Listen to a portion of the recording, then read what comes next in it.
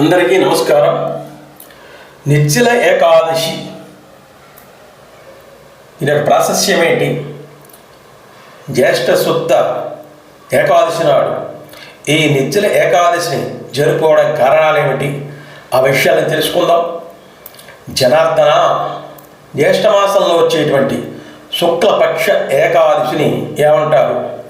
ఆ ఏకాదశి వ్రత ఆచరణ వల్ల ఫలితం ఏమిటి అని ధర్మరాజు అడుగుతుండగానే అక్కడకు కుంతీదేవి భీమసేనతో పాటు వ్యాస భగవానులు వారు కూడా వేయించేశారు. గురుదేవులు వ్యాసునికి పూజ సత్కారాలు చేశారు. తరువాత ధర్మరాజు తిరిగి అదే ప్రశ్న వేశాడు. శ్రీకృష్ణుడు సకల పురాణ పారంగతులైనటువంటి వ్యాస భగవానుడు మన చింతనలో ఉన్నారు. నీ సంశయాన్ని చక్కగా తీర్చడమే కాక ఆ వ్రత ఆచరణ వైశిష్ట్యాన్ని కూడా వారి ముఖతః మనందరం విందాం అని చెప్పడం జరిగింది. ధర్మరాజు వ్యాసునికి నమస్కరించి, హే భగవాన్, సాక్షాత్తు తమ ముఖ నిర్గతమైనటువంటి సుమధుర భాషణ ద్వారా శుక్లపక్ష జ్యేష్ఠం యొక్క ఏకాదశి మహాత్యాలు వినేటువంటి మహాభాగ్యం మాకు కలిగించండి అని వేడుకోవడం జరిగింది. నాయన ధర్మనందన, నీవు అడగదగిన ప్రశ్న అడిగావు. నీ సందేహం తీర్చడం ద్వారా లోకహితం కూడా జరగగలదు. ఏకాదశి తిథులలో అది శుక్లపక్షమైనా సరే కృష్ణపక్షమైనా సరే భోజనం నిషిద్ధం. మరుసటి రోజు ద్వాదశి నాడు మాత్రమే స్నానాదులచే పవిత్రులై బ్రాహ్మణ సంతర్పణ జరిపిన తదుపరి భోజనం చేయాలి. అక్కడే ఉన్న భీమసేనుడు చేతులు జోడించి, పరమ పితామహ, నా యొక్క ధర్మ సందేహం, మా మాక కుంతీదేవి, ద్రౌపది సోదరులైనటువంటి అర్జున, సహదేవ, నకుల, ధర్మనందనులు కూడా ఏకాదశి నాడు ఉపవాసం ఉంటారు. అట్లే నన్ను కూడా ఉపవాసం చేయమని చెబుతూ ఉంటారు. నాకు వారి వల్లనే ఏకాదశి వ్రత ఆచరణ చేయాలంటుంది. కానీ ఆకలికి తాళలేను. నాకు ఉపవాసం ఉండడం సాధ్యం కావడం లేదు అన్నారు. వ్యాసులు వారు నవ్వుతూ, భీమసేన, ప్రయత్నించు. వారికి అసాధ్యం అనేది ఏదీ ఉండదు. సంకల్పం బలంగా ఉండాలి.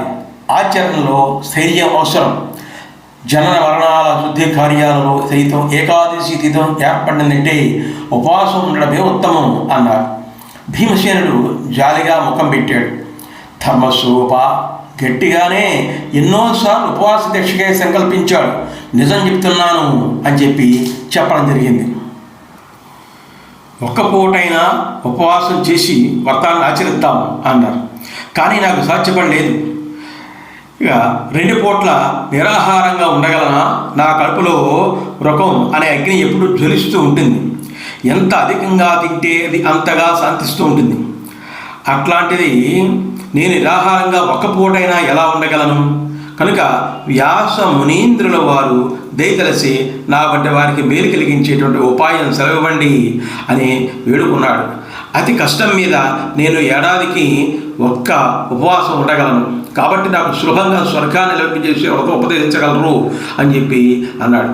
భీమసేన, జ్యేష్ఠమాసంలో సూర్యుడు వృషభ, మిథున రాశుల్లో ఉండగా శుక్లపక్షంలో ఏ ఏకాదశి వస్తుందో ఆ ఒక్క ఏకాదశిని నీవు పాటించు. కేవలం ఆచమనం చేసేటప్పుడు త్రాగే నీరు తప్ప దినమంతయు కూడా నీటిని సైతం త్రాగరాదు. మరి ఇంతటి నిష్ఠతో దీన్ని ఆచరించకపోతే వ్రతభంగం అవుతుంది. ఎందుకంటే ఇది నిర్జల ఏకాదశి. దేవదేవ, ఋషికేశ అని శ్లోకం పఠిస్తూ చక్కెర సువర్ణం కలిపి నీటితో నింపిన పాత్రను దానం చేయాలి అని చెప్పడం జరిగింది. ఈ దానం ఎంతమంది బ్రాహ్మణులకైనా శక్తి కొలది చేయవచ్చు. కనీసం ఒక్కరికైనా ఇవ్వాలని పురాణ వచనం. తర్వాత జితేంద్రియులైనటువంటి బ్రాహ్మణులతో భోజనం చేయవచ్చు. సంవత్సరం మొత్తం మీద ఎన్ని ఏకాదశులు వస్తాయో వాటి అన్నిటి బలం ఒక్క నిర్జల ఏకాదశి ఆచరించడం వల్ల పొందవచ్చు. ఏ మానవుడు శంఖ చక్ర గదా పద్మధారి అనే కేసులను తలంచి ఈ ఏకాదశి పఠిస్తాడు, అతడు నిస్సంశయంగా సకల పాపవిముక్తులవుతాడు. కుంతీనందన, కేవలం ఉదయ కుంభదానం మాత్రమే కాక ఈ విశిష్టమైన ఏకాదశి తిథికి దానం చేయదగినటువంటి ఇతరమైన ఏమున్నాయి? జలంతోనూ పాలతో నిండిన పాత్రతో పాటు ధేనువును కూడా దానం చేయవచ్చు. బ్రాహ్మణులకు పంచభక్ష్య పరమాన్నములచే భూరి సంతర్పణ గావించి దండిగా దక్షిణలిచ్చి సత్కరించవచ్చు. ఇంకా గొడుగు, కమండలం, జలం, మంచం, సముచితమైన ఆసనం, అన్నం, వస్త్రం, గోదానం ఏదైనా ఆచరించవచ్చు. సత్పాత్రికిచ్చే ఇటువంటి దానాల చేత బంగారు విమానంలో కూర్చుని విష్ణుపదం అంత్యమున చేరుకోగల భాగ్యం లభిస్తుంది. భయంకరులు, విశాలకాయం గలవారు, చేతిలో దండపాశాలు ధరించిన నల్లని యమదూతలు ఏకాదశి వ్రతాచరణ పనులను సమీపించడానికే జరుపుతారు. మీరు పర్వత ప్రమాణమంత్రి మహాపాపాలు చేసిన వారికి కూడా ఈ నిర్జల ఏకాదశి వ్రతాచరణ గొప్ప తరుణోపాయం అవుతుంది. ప్రధానంగా ఈ ఏకాదశి నియమం ప్రకారం స్త్రీ పురుషులు ఎవరైనా సరే జలపానం విషయమై ఉన్న కఠిన నిషేధం పాటిస్తారో వారు పుణ్యలోకానికి అర్హులవుతారు. నిర్జల ఏకాదశి రోజున నేను ఈరోజు పూర్తిగా కేశవుని దైవబంధుడికి గాను ఆచమనం తీసుకున్న నీటిని తప్ప ఇతరత్ర ఏ నీటిని తాగను అన్న సంకల్పంలో చెప్పుకొని ఆ శపథం ద్వాదశి నాటి పూజ ముగిసేదాకా నెరవేర్చాలి. భీమసేన జ్యేష్ఠమాసంలోని శుక్లపక్ష ఏకాదశి నాడు నిర్జల వ్రతాన్ని ఇలా చేయాలి అని వ్యాసులు వారు చెప్పగా భీమసేనుడు ఆ విధంగా చేశాడు. ఇది నిర్జల ఏకాదశి నాడు పాటించవలసి ఉంటే నియమం. ఇంత కొంచెం కూడా జలం తీసుకోకుండా నిర్జల ఏకాదశి నాడు ఆ విష్ణు నామస్మరణ చేసుకుంటూ మరునాడు ద్వాదశి నాడు భోజనం పెట్టుకునే బ్రాహ్మణుడికి సకల పాపాలు తిరిగి పుణ్యాలు లభిస్తాయి.